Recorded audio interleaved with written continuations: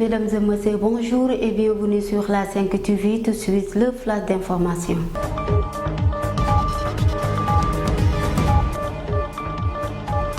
À la une du jour, nous débutons avec le journal Observateur qui affiche à sa une les confidences du directeur Babacar Diop sur son lit à l'hôpital. Il affirme que j'ai été tabassé par 4 gardes pénitentiaires le jour de ma libération et affirme que je suis resté 8 jours sans manger à lire à la page 3 du journal.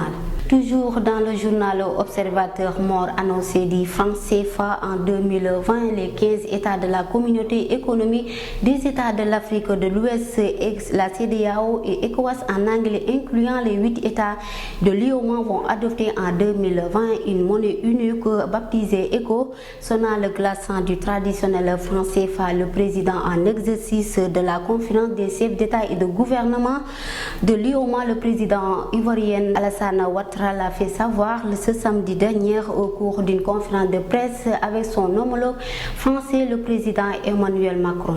Et le journal Vox Populi parle ce matin du drame qui s'est produit à Amadi Ounari, une localité située dans le département de Kanel.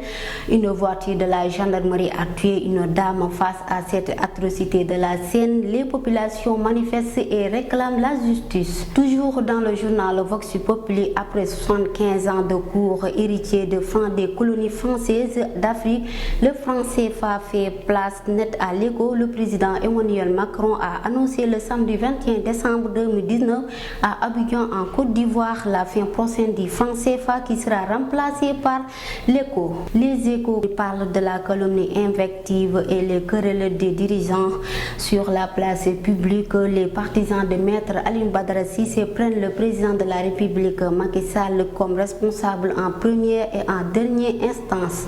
Le journal Libération revient sur la mort de Papis Guéléga lors d'un accident sur l'autoroute à péage. Selon les informations du journal, la première chambre civile du tribunal hors classe de Dakar affirme que la société Eiffage de la nouvelle autoroute Sénac est entièrement responsable de l'accident qui s'est produit le 4 mai 2018 et qui a coûté la vie à Papis Baba Diallo.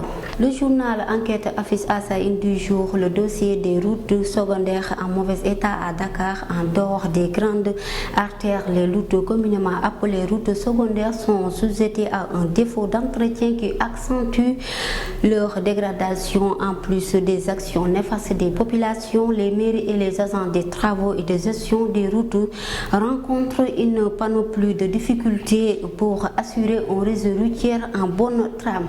Et nous terminons avec le sport ballon d'or africain. La Confédération africaine de football vient d'annoncer ce dimanche les 3 noms des finalistes pour la plus belle prestigieuse des récompenses individuelles du ballon d'or africain qui aura lieu le 7 janvier 2020 en Égypte. Et c'était tout pour ce flash d'information. À la présentation, Aminata Kor Maguedien était à la technique. Bonne fin de soirée à tous.